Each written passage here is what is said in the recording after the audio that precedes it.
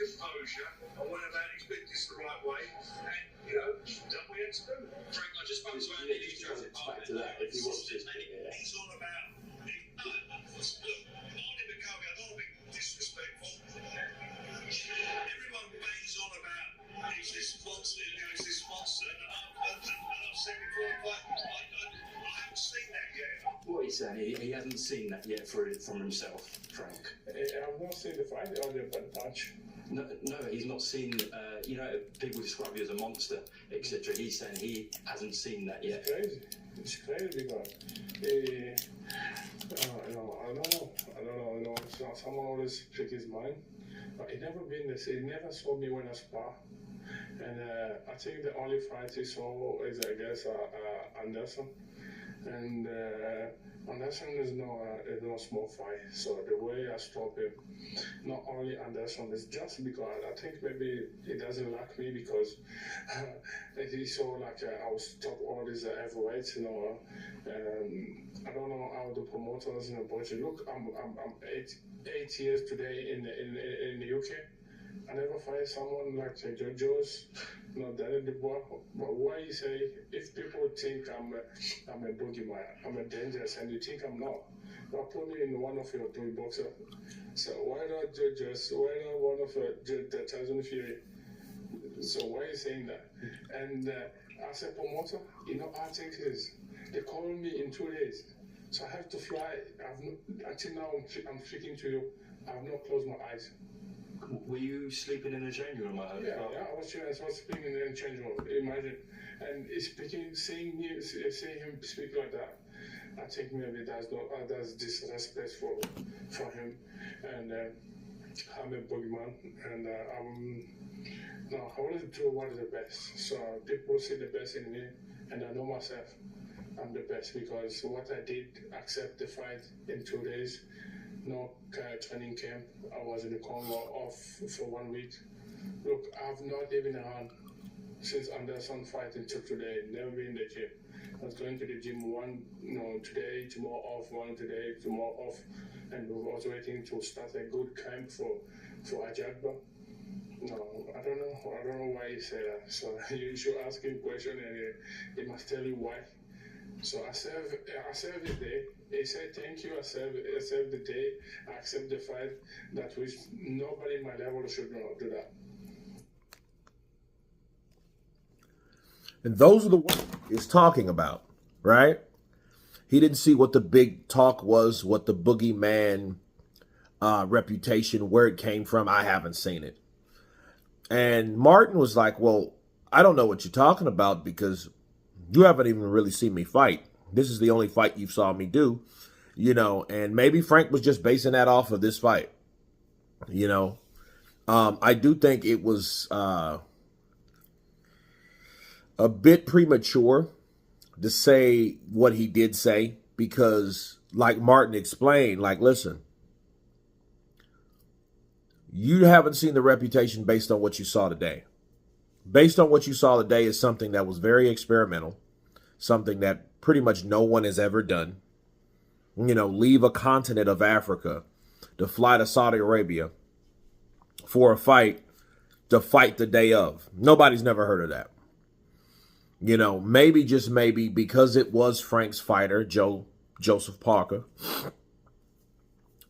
Maybe, he's saying that.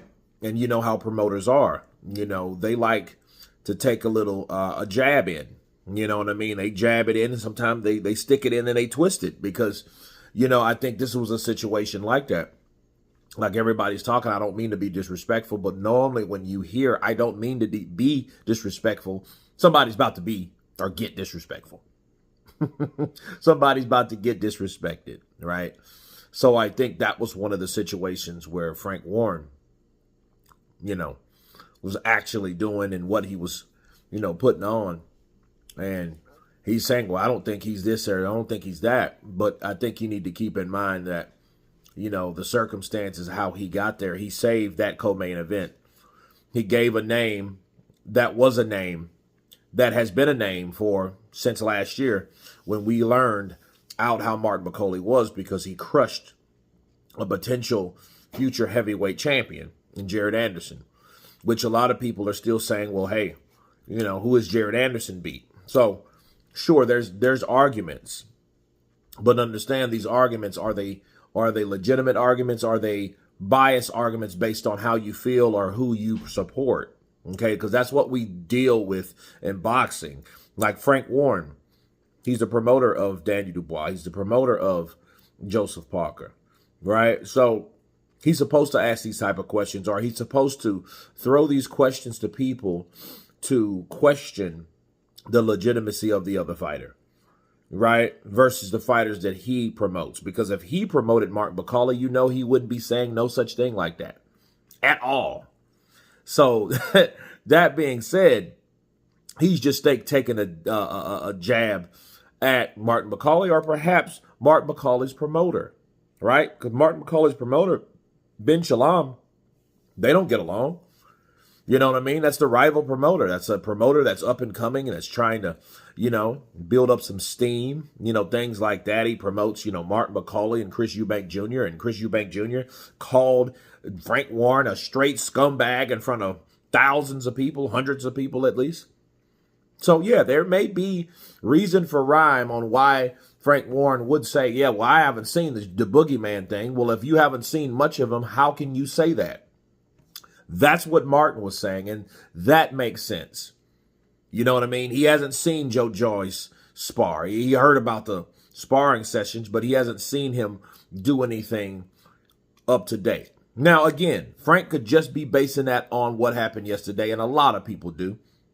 Just like a lot of people will question, well, how good is Martin Bakole? Well, you know, people will question that now. Oh, well, maybe he's chinny now. See, now everyone will say that because what they would rather do, instead of give credit to Joseph Parker for having punching power, like people forgot that he has, because we're trying to always rate punching power like just because a guy doesn't allegedly punch harder than another guy, meaning he can't punch, meaning he doesn't have the capability of knocking somebody's ass out.